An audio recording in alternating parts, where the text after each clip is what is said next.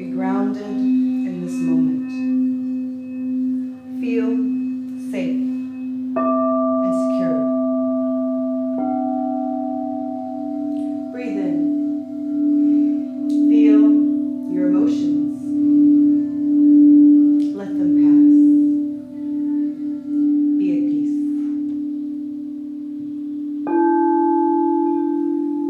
Breathe in. Find your inner strength. Feel strong and full of light, radiant like the sun. Breathe in. Feel your heart pumping out, receiving in. Know you are this, the ability to give and receive abundantly. Breathe in. Bring your awareness to your throat and imagine truth. Speak it, receive it, be connected to the divine. Breathe in, open your mind. Imagine the world you want without, within, for this is where all is created. Breathe in. Imagine yourself surrounded in light, connected to consciousness, the air, the trees, the stars, all that is around you.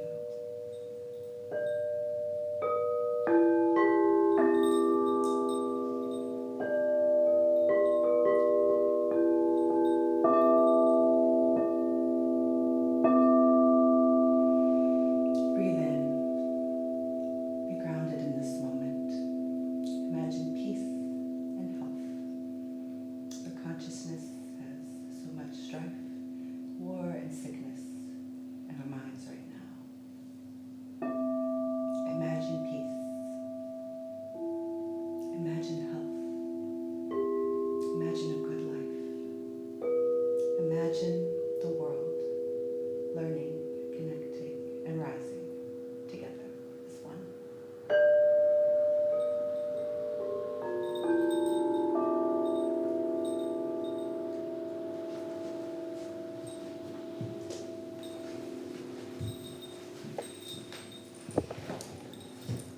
Thank you so much. And welcome, everyone. Welcome to Lean in Olympia. We're thrilled today to welcome our guest, Lennee Reid. Hello, welcome to you. Corey. Yeah. Thank you for having me. Yeah, so my name is Corey Passons. I'm with Interfaith Works, and we are a social service provider here in Thurston County for vulnerable adults experiencing homelessness. We're also a coalition of 30 plus faith and spiritual communities.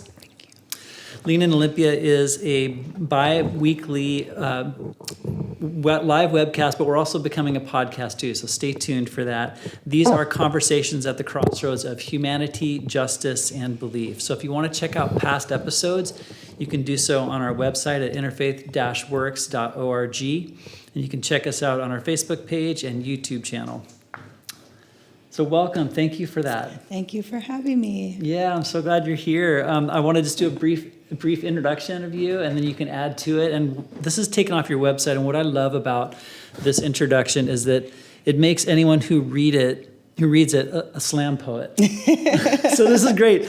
Lennee Reid is a geeky, veganish, eclectic, mystic poet activist who speaks about all kinds of social justice issues, including race, feminism, poverty, being a survivor, and the environment. Yeah. I try. Yeah, you are. It is. Lennee is published in numerous places. I hear Olympia, Singing Farm to Table, the UPS Dirt Projects, Confluence Daily, and in many other places. She was gracious enough to bring by copies of recent books of poetry.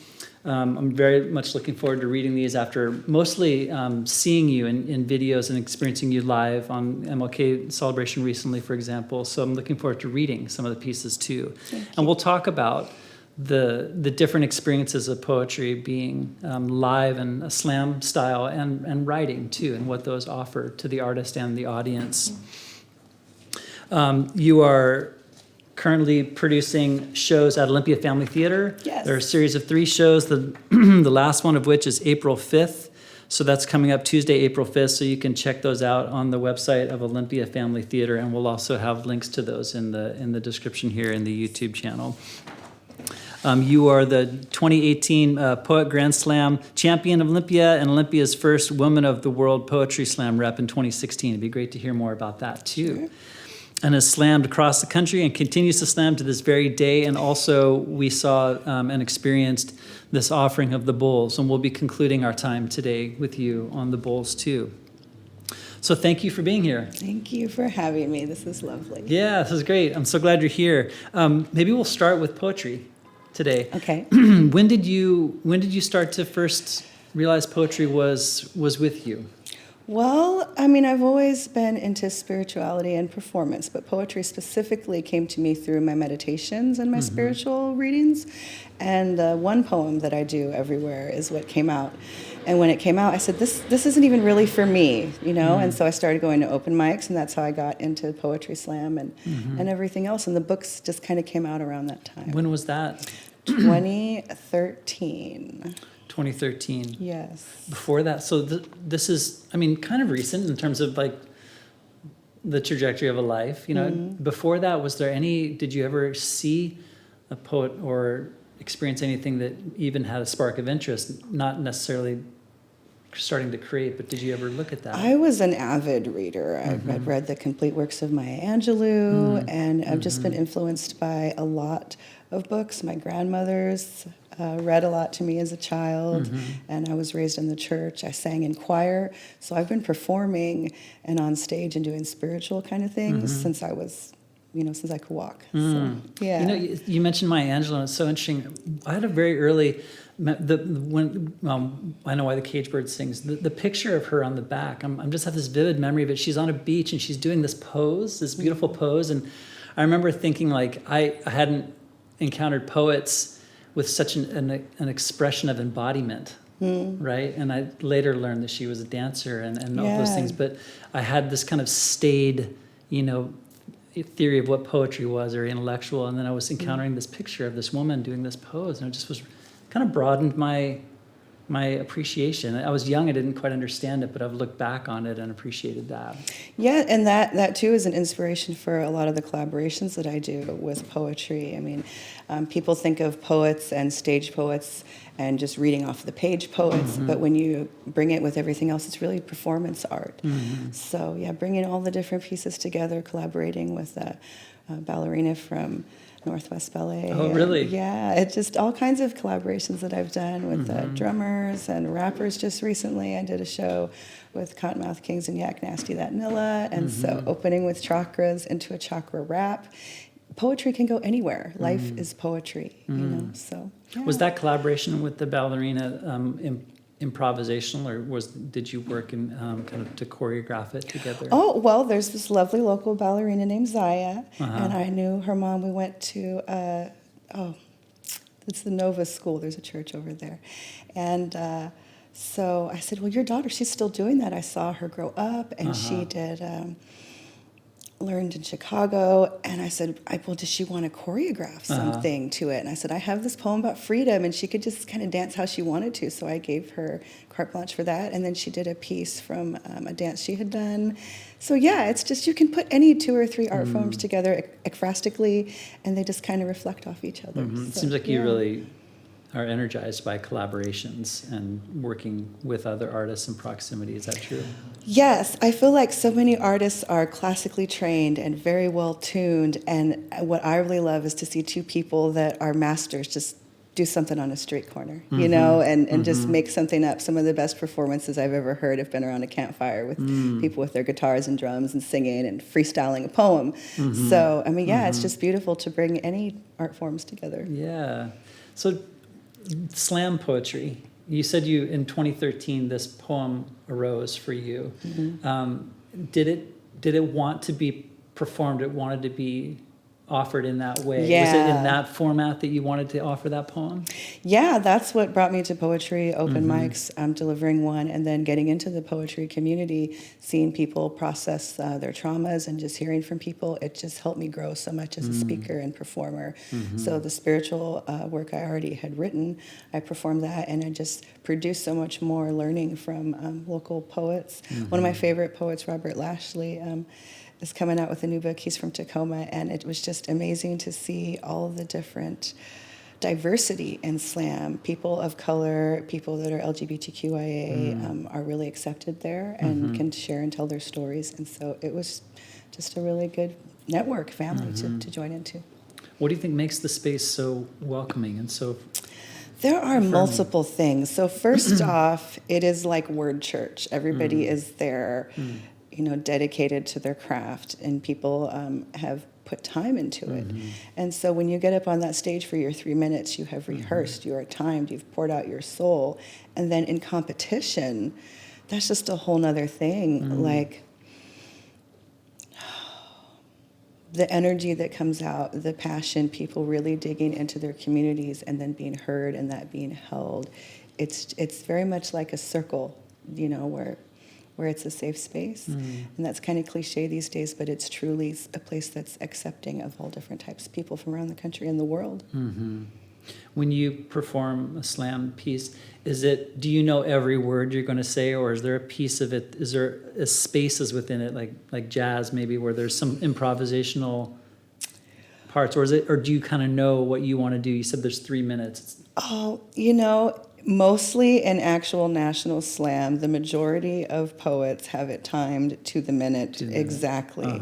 Now, I remember when I went to WAUPS, we had double winners, and one of them was Emi Mahmoud. That's I want to say a Somalian refugee or Ethiopian refugee in that area. And she just freestyled a poem about war and went over time, and no one cared, and it shut the whole place down. And so it's like, well, the other one won because of her really awesome poems, and this one you would have, but you went over time. And it was like, give it to him, Bo. And it was just beautiful because for someone to come from that place and she's a scholar, Ivy League scholar, and then to be able to say that also eloquently in a way that giving voice to things is just so important and so beautiful. It gives me chills remembering it. Yeah, and so, she's for it. And so, I mean, I could say we all remember it completely, but you can also come from across the world and completely freestyle about what you have been through and win if you're good. If you're good and you have passion in you and you say it eloquently. I think the idea of like freestyling is actually like terrifying to people like me who haven't thought about how do you do it? But it feels like an instrumentalist who just builds up all of your repertoire and your scales and your songs, and then you can offer it. Well, for me, the pieces that I've memorized are memorized, and then freestyling for me is a formula. So when I do singing bowls or chakras or meditations, I'm going through different. It's just like we'll explain the rainbow, and then you explain it, So I know what I'm going to say. It's not that I'm freestyling and have no idea what I'm going to say. So it's not really that difficult. You know what you're going to say. One of my favorite workshops to do with kids is 1, 2, 3, me. People think they're not public speakers or poet and can't perform, and you just stand up and say, well, who are you? Well, what do you like? And what else do you like? And be proud about that. Go. Well, I'm me, and I like spaghetti and baseball, and it's like, see, you can perform. All you have to do is just be confident and happy and know what you're talking about, and you're instantly a writer and a performer. Just got to kick it up a notch. I love that. You have books here today, and we were talking earlier about the difference, maybe different isn't the right word, but just the varying expressions of poetry through writing and through speaking or slamming a poem. I'm wondering if you can tell us about your own experience of sitting down or standing, however you compose, and what that's like to make a record of a poem and then to have the performance of it. I write in different ways. A lot of what comes out is just stream of consciousness and flow, or even channeling and just tapping into an emotion or a focus and letting that flow freely. So I do a lot of that. Poetry just kind of pours out that way. So it's not really that difficult. Then I have pieces that I will chew in my head like, I'm going to write that. I'm going to write that one day. I knew for years I had this theory of how to explain neurodivergency with ducks, because everybody walks like a duck, quacks like a duck. But I'm a hummingbird. And if I can fly backwards and sideways and you can't, it doesn't mean I should get in the water because that might kill me. And penguins don't fly. Neither do ostriches, but they run fast. And nobody goes around telling each other that they shouldn't run or fly or swim or what they should eat, because they're birds and they do what they're supposed to do. So I have a whole long piece about that. So I chewed that up for years and finally wrote it, and it was like that in my head, just like, I should write something about what. So sometimes you can just chew a topic and know it has to be said. Yeah, but it takes that piece had its own time. Yeah, its own timing. and healing comes that way too. Whatever background or traumas you come from, then people write about that. It's like, oh, baby, that needs to get out of you.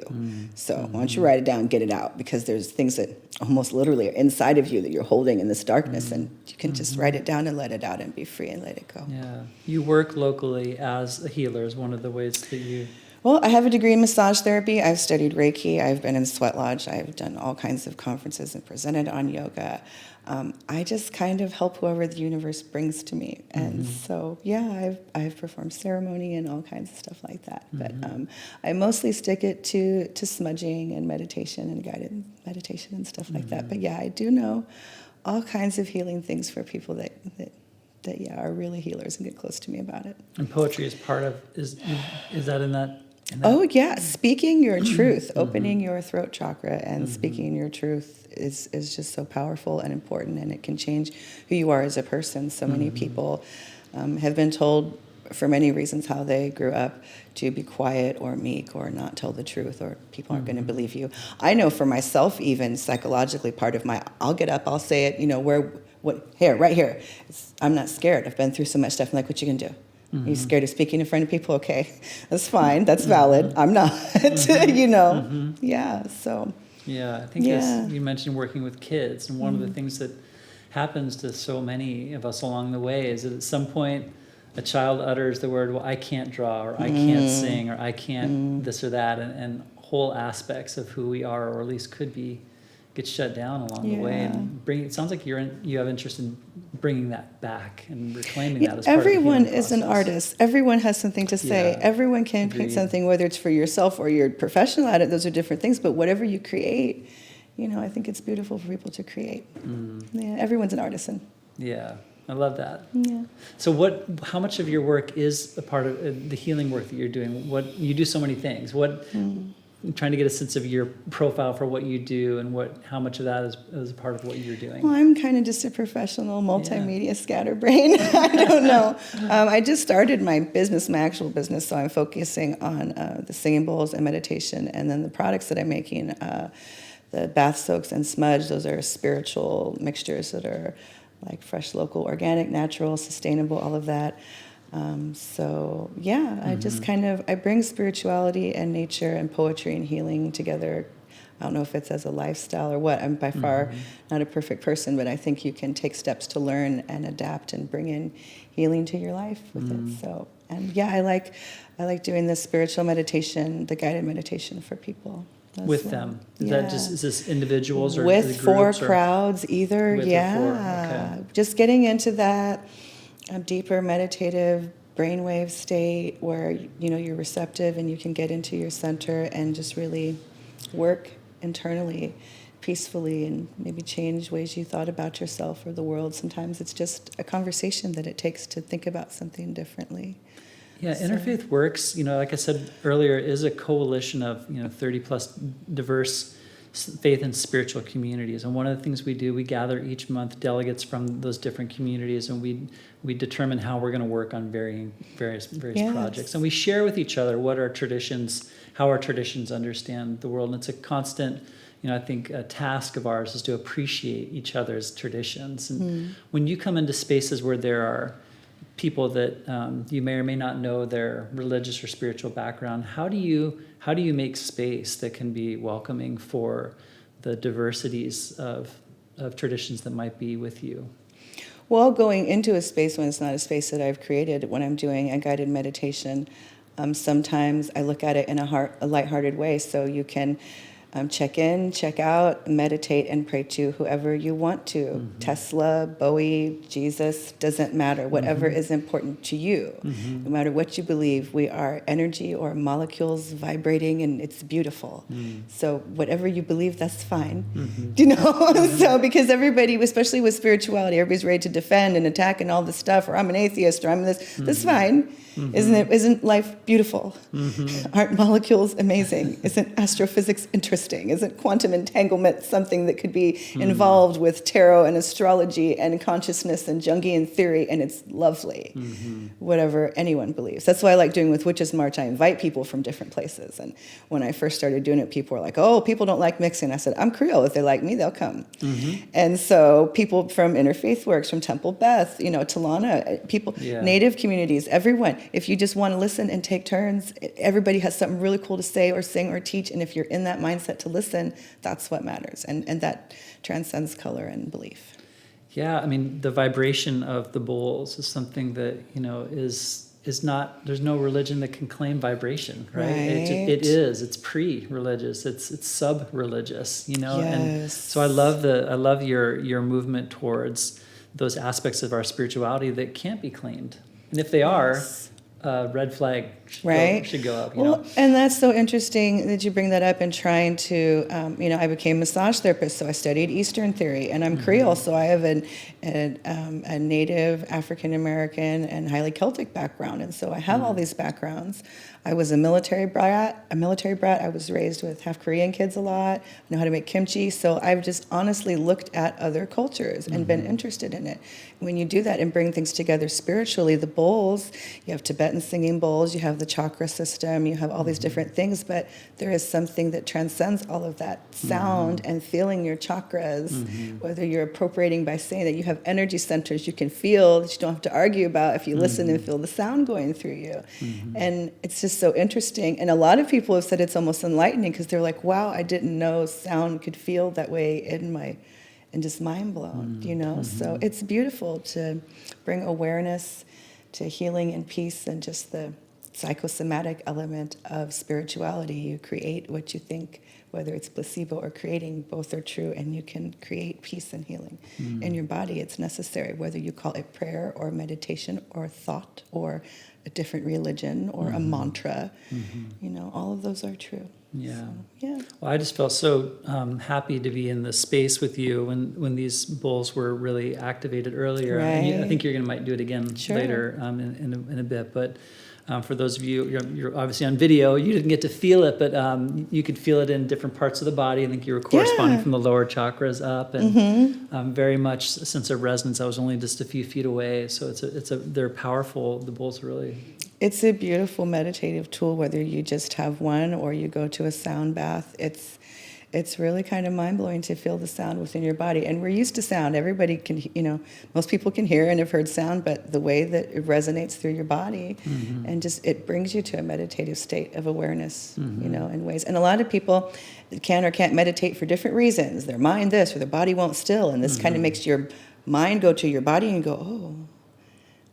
Sound bath. It's a help. I like it's a that. very good help sound bath. Yeah, never heard that one before. Yeah. I felt like that happened. Being washed with sound. Yeah. You briefly mentioned the disparate parts of your heritages. Is there an aspect of that you connect with maybe in a way that's more energetic for you? Like Creole or the you mentioned? To me, it is just the overall mixture of everything. I just got my DNA to find out what percentage of different things that I am. My mom's white and my dad is black. He's mixed to Creole. And so before knowing, I always assumed I could be mixed with anything, So, but looking at either part of it, I try to find a balance because it's different being in America and being a mixed race woman that was raised by a white woman. But both taking, like both sides of my family are really Christian Protestant, and so I was raised that way. But in my studies in college, I learned about all these other cultures and was exposed to other cultures as a military brat. So just my world experience wasn't necessarily the same as my family, but I wanted it to look at my roots And so looking at Celtic paganism, looking at the Yoruba pantheon, going to native powwows and things like that, all of those have made an imprint on me. I think you would kind of call it an omniist. I see truth in all. There's something true everywhere. Everything is making a point. So yeah. There's a reference in your bio material where you talk about explorations of different versions of the Christian scriptures, I believe, and then you synthesize that into syncretic poetry, is how you, which is a term, it's kind of like a building together or blending of various traditions, where there's aspects of those traditions that can be discerned, co-currently. Can you tell us more about this process that you do? Wow, so like if you continue studying theology and cultures of the world and religions, you get a different perspective. So my grandmother's always told me, you read the Bible, you come back to it, it'll teach you something new. The same is true of fairy tales. You read them as a child and as an adult, it means something different. Well, if you read one path's book and then you read the Dhammapada, well, that's like the Bible Cliff Notes, but older. And then you read the writings of Inanna, well, that was thousands of years before that, and the same setting and characters as Genesis, which is odd. And then, and then so we have all these other, and pantheons have almost the same structure as Marvel Comics or DC Comics or TV. So it's this archetypal structure that we have that we're trying to use to make sense of the world. And like Northern pagan religions, it's very much about seasons, and everybody talks about seasons. Well, around the equator, we don't have that. It's much more elements, you know, things like that, water giving life, and then in Egypt, it's the dung beetle giving life. So we're just being aware of what is giving life, and the sun, and everything. And so when you get away from that, you're getting away from everyone's religion and the planet's life and health and spirit.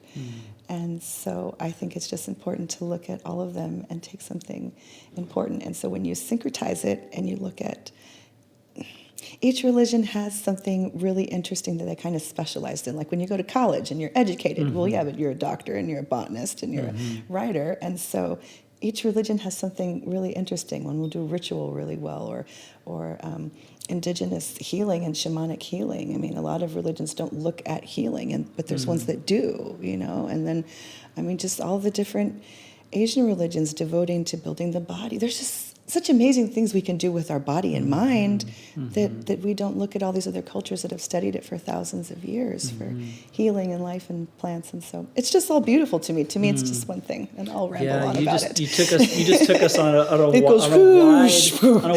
beautiful tour, really, like through of history and culturally. That's how I look at it. Yeah. People will ask questions in spiritual groups online, especially passing of death. I'm like, well, the Tibetan Book of the Dead, that's the best one about death, really. They talk about which direction you go and the colors and who should be there and if all types of things, what your spirit's going to be like when it goes over, and someone should be sitting next to you that you know. So many things, and some people really look at those things. So, yeah. Your perspective is so gracious. As you look, really, and what I'm yearning for more of is that, from people to say, like, I can be, in this tradition, I can have this set of cultures and things that I've accepted, but so often that comes to the point where people they become pillared in their own belief systems, and they don't have that graciousness looking outward. So I'm just really appreciating that. I just like to learn things. I'm a big geek, and spirituality seemed very important to me. And when I was little, I was asking really deep questions to my grandma, like, but what about cavemen and Jesus? You know what I mean? Like, just. And what did she say? I was like 5. Like, what about the cavemen? What did she say? Well, she always had wonderful answers that they knew. She said a caveman knew if you stole his dog or his wife or hit him, and you don't need someone to tell you that, and just, she always had a good answer. Yeah, that's an amazing answer. But yeah, people know right from wrong. It's just hard in life, I guess, that people, kind of get pushed away from actual spirit and more into ego. It becomes me, ego, you, ego, and not our spirit, life, health. Yeah. Well, what I'm also appreciating is that you're very bold with how you're moving towards learning about these traditions, and people. I love the fact that we have permission. We have permission to learn, but to do so with appreciation too. Yes, Yeah. and I think that's really important, even coming back to talk about appropriation, is people will appropriate Native things. And it's like, whoa, whoa, whoa. People weren't even allowed to practice their own religions. So appropriating is one thing, but I definitely recommend people go and support Native people if you're worried about appropriating their culture. Yeah. They'll give you some sage if you go march with them, you So, know. but Then you're not appropriating, are you? Yeah. But yeah, you should never appropriate something, especially when it was outlawed for so long. But those spiritual beliefs are still universal and need to come out and be shared. Thank you. Yeah, because what I was mentioning is appreciating, but appreciating is not the same as appropriating. Mm-mm. And I think that appreciating should be that place of having that caution of what, or maybe a self inventory of, am I appropriating as I'm appreciating something? So and it's really important to do so, because like you said, there's been so much harm done in appropriating cultures away, and then almost not allowing people who, Right. for whom it was their original practice to have it. Yes, Yeah. yes. So it's important to look at that and move forward. People often talk about smudging, and I talked about this with Puget Sound Pagan Pride. Smudging ethically is that people talk about sage and Palo Santo, and I'm like, well, we live here in the Pacific Northwest, and there is cedar everywhere, and that's sacred. And although it's sacred to Native people, it's everywhere. It's on the ground. You can It's just here. pick it up. So I mean, there's lots of ways that you can honor things. And in addition, Celtic pagans. Slavic pagans, all different kinds of white people, there was sainting and smudging in your own cultures. And so we used rosemary and lots of different things. So all of these are universal. You don't necessarily even have to appropriate them to practice them. You just need to look deeper and in the right area. You don't have to use sage or Palo Santo that's, endangered and is sacred to specific people, unless you're marching with them or working with them. But you can, welcome to go get some cedar or rosemary or bay leaf or anything else. Look, if you really want to look and learn about how to do sacred spiritual practices and rituals, the information's there to do it in a good way. Yeah, marching and working with the people is what you just said, and you are active in activism regionally, and I think even beyond Olympia as well. And what is alive for you right now in your activism? Where are you focused, or where are you looking, or where's your heart moving Missing right now? and murdered Indigenous people and protecting the Salish Sea, most importantly, right here. Obviously, just war anywhere. We just need to focus on peace, period. And it almost gets to be this argument back and forth. What about this war and that war and all these different... Can we just be peaceful and plant some food and quit poisoning the water? And it all goes together. Missing and murdered Indigenous women, is a lot of human trafficking is connected to the oil industry and man camps and stuff like that, where the drilling is, and so many things overlap. So that's why it comes back to spirituality and the planet with me, because when you disrespect the earth, when you disrespect women, when you everything is just... Existence gives us an abundance of resources, and we just destroy and don't care for them. And yeah, so to pick one thing, I mean, I live here, and definitely all of the Coast Salish people supporting everything that they want to do with the salmon and cleaning the water and the orcas is very important. Missing and murdered people of any color. It's not just Indigenous people. They are the highest percentage because there's so few of us. There are tens of thousands of missing and murdered Black women, white people, everything. There's a problem with it. And it goes across cultures. And yeah, it's scary. It's scary for me touring, going across the country, and I make sure I'm in view of the freeway and places you go, and I think it's something that a lot of men don't think of at all. Traveling places. I'm not worried. Yeah, you're not. You don't even think about it. People. I still share posts of friends of people that are missing, and so I think maybe that people just don't notice it because it's not in their community. Also, police brutality. Everything is just.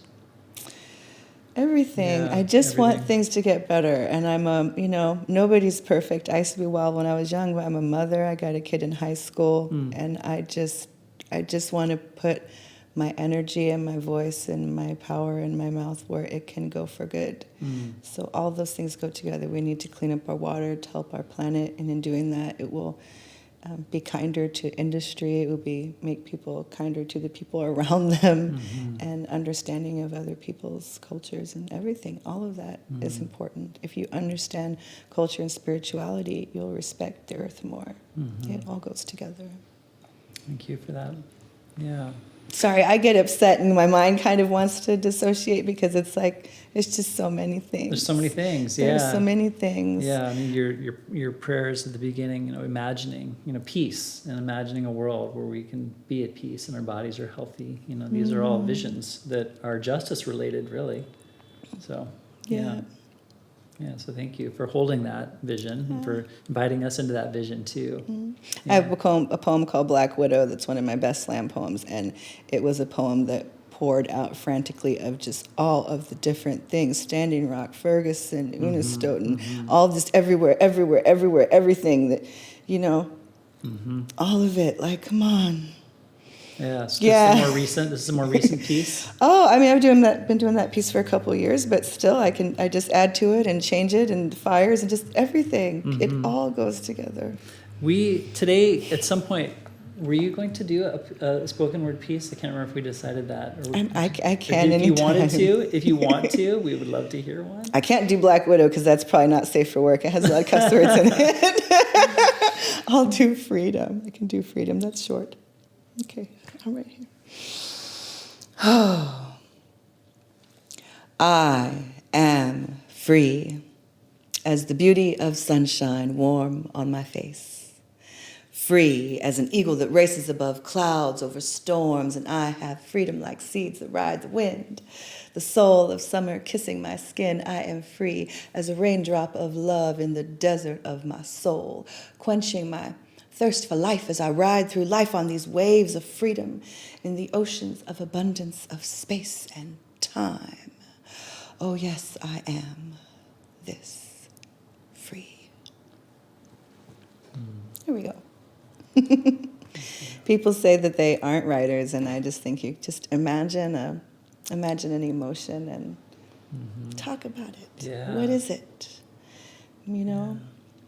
My experience in that poem, I was really struck how you began with the tone. Your voice had a different quality and character, a lowness to it where it began, and then it moved. It moved into kind of the tone, the space where you are now in your speaking voice. That was very interesting to encounter. I got all kinds of different voices in there. You should hear me sing Alanis Morissette or Pat Benatar.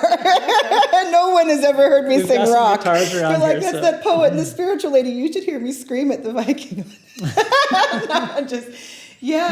Vocal play. I like culning. I like native throat singing. And What was the first word you said? You like culning? Culning. Culning, Swedish and Norse. It's the old ancient calling they did to call in the cows. It's really high and ethereal. And what was the second thing you said after that? Throat singing. Oh, okay. When you sing from in there.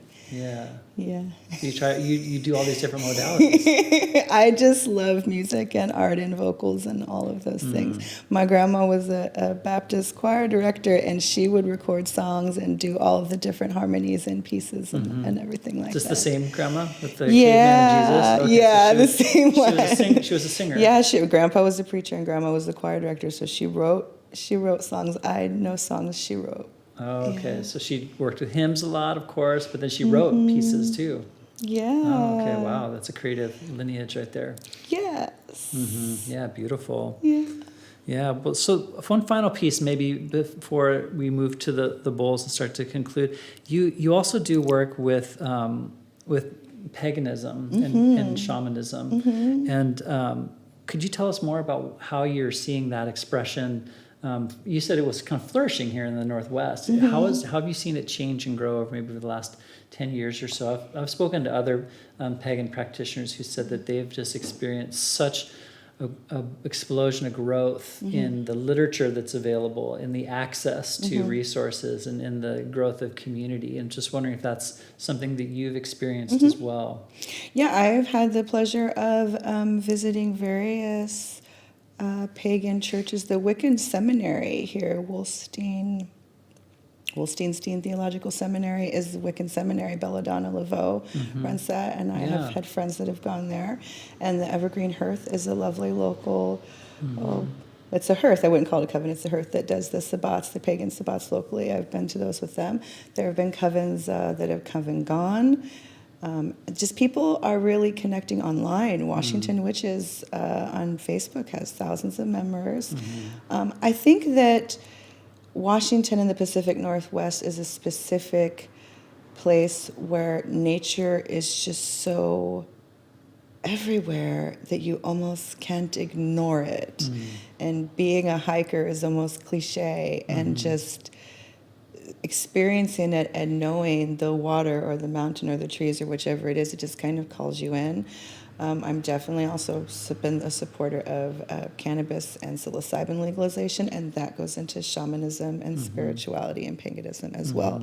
I think people have had opportunities to be connected with Native people, and so then that also makes them want to, as white people, to then look at their own pagan heritage. And so I think that there are just a lot of people being intelligent, modern environmentalists, and realizing that paganism is really just a connection to the earth and spirit. And yeah, people are interested in other structures because they are realizing that the ones we have and are so dedicated to maybe not be working. Maybe patriarchal capitalism is destroying everything, and maybe some more matriarchy and earth-based love and light is okay.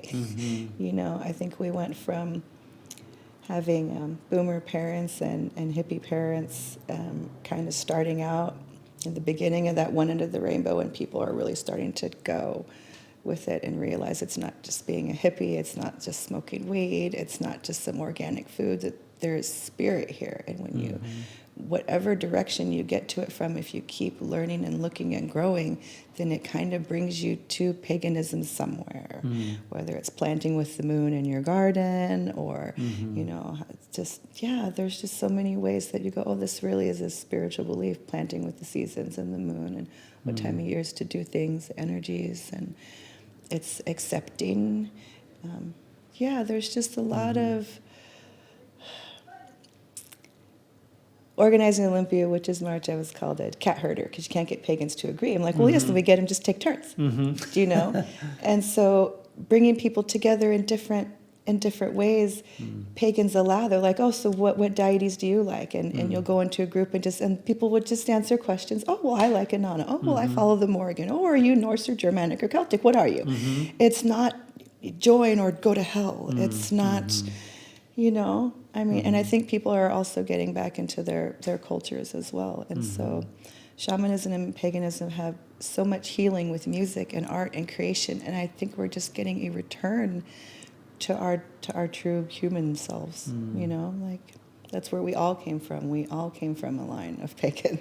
You just got to go back 2,000 years. Nobody was monotheistic far enough back. So what I've heard from practitioners, people who've studied it and who are in the pagan traditions, that it's not a well-constructed bridge back in time, because the Christian tradition in particular was particularly concerned with like wiping out resources that would be passed down. There so it's are hard people to that still don't know they have witchy families. There's like still lineages in England that are popping up saying, oh yeah, grandma said don't tell anybody, but she's a witch. Yeah. You know what I mean? They're like, what? And everybody thinks that they're Christian. It's like, and they might even have rituals in their family they don't know.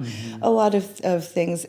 It's no different in any other culture. We're just not looking for it. People will find traces of Judaism because it's so specific. The prayer cloths that are white and blue, or a certain thing not eating pork, in places so far away. And then they'll realize that, genetically, it came there. Well, so did the prayer cloth. And we have the same thing where we have these, especially Appalachian, a lot of Appalachian witches. I love following them online because they kept that Scottish pagan, some of that stuff, and mixed it in and still kept it. So there's a lot of Christian witches, and then people just arguing back and forth. And it's like, you know, whether you believe it's God or spirit or science that created everything, it works together, it meshes together. You should bring it into your fold and use it for good. You shouldn't do it for bad. Every religion has a right and left-hand path. And all I'm worried about is being on the right hand, walking in the light. So, yeah, I think that's true anywhere. Yeah. So, yeah, people just need to be accepting and understanding and learn about their cultures and backgrounds. It's beautiful. And there's so much there. Yeah. So much there. Well, as we begin to wrap up today, I wanted to ask a question I ask all of my guests on the show, which is, how do you understand hope? And where are you seeing examples of hope today in the world? Hope begins inside of you. You can create the world around you. So people often look outside themselves or to God for something, but hope sometimes is creating it yourself.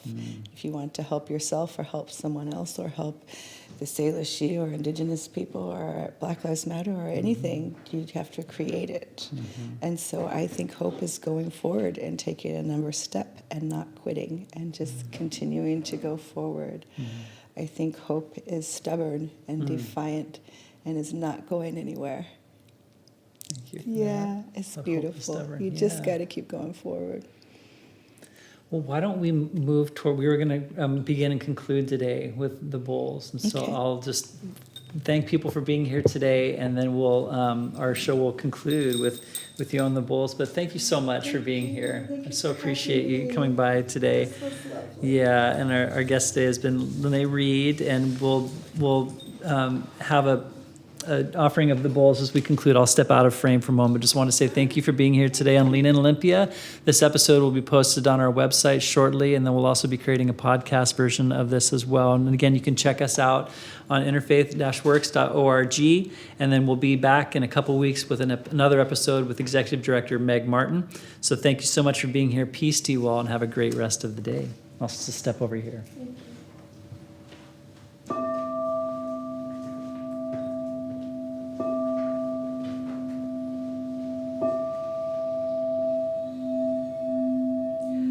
Close my eyes in the flash of light. A flaming ring opens my second sight.